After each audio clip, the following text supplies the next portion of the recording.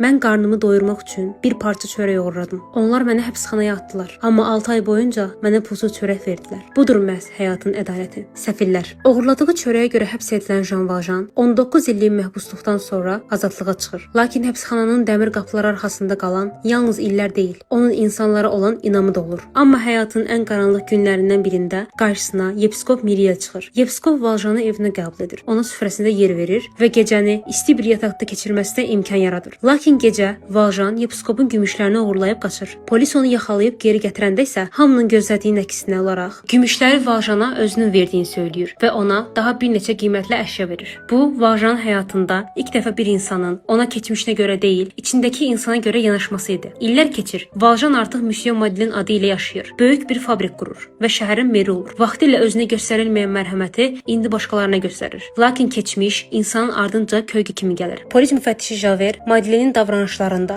və gücündə illər əvvəl tanıdığı Jean Valjean'ın izlərini görür. Bu hadisələrin digər tərəfində isə Fantina'nın faciəsi başlayır. Sevdiyi Tolomes tərəfindən tərk edilən Fantina qucağında balaca qızı Cosette ilə tək qalır. Qızına yaxşı həyat vermək ümidi ilə onu Thenardier'lərin himayəsində buraxır. Balaca qız ağır işlərə məcbur edilir, təhqir olunur və anasından daim pul tələb olunur. Fantina isə qızını yaşatmaq üçün sahib olduğu hər şeyi bir-bir itirir. Sonda yaşamaq və qızına pul göndərmək naminə öz iradəsi xaricində küçə həyatına düşür və ağır xəstələnir. Fantina'nın qarşısına çıxan Valjean onun çəkdiyi əzabı görür və ona yardım əlini uzadır. O, qadına söz verir ki, Cosette'nin Thenardier'lərin əlindən alıb yanına gətirəcək. Lakin həmin vaxt Valjean'ın öz keçmişi də onun yaxasından əl çəkmir. Bir gün başqa bir adam səhvən Jean Valjean'ı hesab edilərək tutulur. Valjean seçim qarşısında qalır. O, vicdanını seçir. Məhkəmədə ayağa qalxaraq özünün əslində Jean Valjean olduğunu etiraf edir. Valjean Fantina'nın yanına qayıdır. Lakin Javert artıq onun izindədir. Valjean Cosette'ni gətirmək üçün cəmi 3 gün vaxt istəyir. Amma Javert mərhəmət tanımır. O, Fantina'ya Valjean'ın əsl kimliyini söyləyir. Fantina bu həqiqətin ağırlığına tab gətirə bilmir. Fantina ölür. Valjean onun yanına gəlir. Bir vaxtlar heç kimin görmədiyi bu qadının qarşısında dayanır. Fantina'ya son sözlərini pıçılayır, əlindən öpür. Sonra isə onu özündən ayıran Javert'in ardınca getməyə məcbur olur.